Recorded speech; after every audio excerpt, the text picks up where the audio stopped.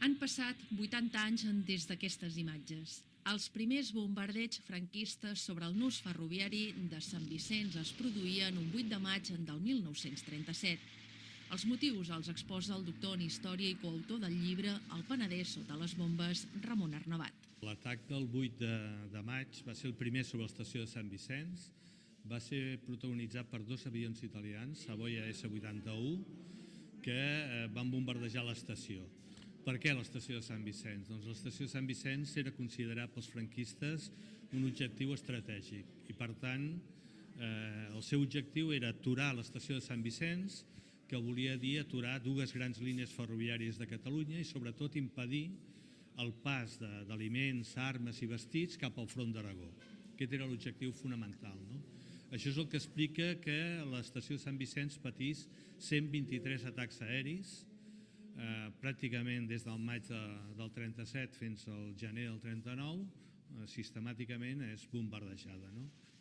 En dos dels atacs, al març i a l'octubre del 1938, els objectius van ser dos trens de passatgers, un d'ells amb militars, amb un balanç de prop de 100 víctimes mortals i gairebé 200 ferits. La zona de l'estació, destruïda totalment, va ser la que va rebre més atacs durant la Guerra Civil de tot el Penedès. Aquest fet va afectar, lògicament, els veïns de la colònia ferroviària, que van haver de fugir i abandonar les seves cases. La població d'aquí, segons ens han explicat els testimonis, a partir dels primers bombardejos va abandonar els pisos. I va anar a viure en masies, va anar a viure al camp, en pobles del voltant on tinguessin familiars, fins pràcticament al final de la guerra. Aquí només van quedar el servei de la gent que havia de fer el servei, per una banda, i per altra banda unes defenses antiaèries que hi havia molt dèbils, però que hi havia unes defenses antiaèries als soldats que servien aquestes defenses. L'estació va quedar destruïda, per això es va construir un búnquer just al costat que feia d'estació i, per tant, la vida pràcticament va desaparèixer d'aquí. La que vam veure primer va ser la que van tirar d'aquestes incendiàries a davant del nostre pavelló, que ens vam espantar molt, i llavors ja vam desaparèixer tots. Tots vam desaparèixer, en Masies, a Baix de Comarruga, Sant Salvador, a dalt Sant Vicenç, a la Masia de l'Astor, a la Masia del Borrull, tot això. Que el meu pare diu que hi va haver un bombardeig molt fort aquí dalt, com se diu ara, aquí al Pas Nivell, que hi havia un Pas Nivell, allí hi va haver un bombardeig que baixava un tren de Picamoixons i allí hi va haver una mortalitat tremenda. Agafaven un tros de via i amb una espècie de canonet que portaven o d'això, que tiraven uns projectils bastant grossos, anaven destruint tots els creuers i anaven destruint tots els trossos de via, de manera que rebentava. Però que jo el recordo que van bombardejar a l'altra banda de la via, o sigui, on fa la curva tan gran, el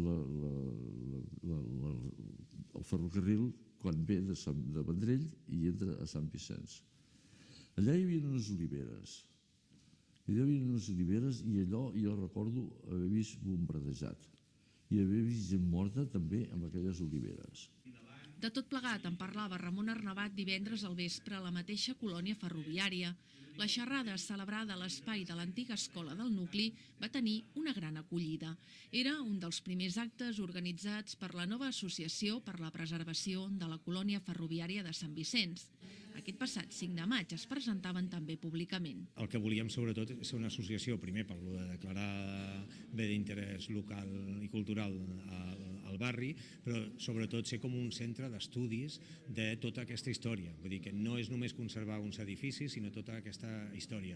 Llavors, quan vam mirar les dates, vam veure que coincidia que fa unes setmanes commemoraven el 130 aniversari de l'estació com a estació de ferrocarril, però que també dins de la Guerra Civil hi havia el tema aquest del 80 aniversari del primer bombardeig. Vam veure que com colònia ferroviària potser el tema de la Guerra Civil i que l'havien patit els nostres antics veïns i alguns encara que estan vius i això, era una bona presentació. I com amb el Ramon Arnabat havia fet aquest estudi del Penedès sota les bombes i això, vam veure que venia tot quadrat per fer la presentació de la nostra associació i commemorar el 80 aniversari amb aquest acte. La voluntat de l'associació és continuar organitzant activitats obertes a tothom per difondre la història del barri.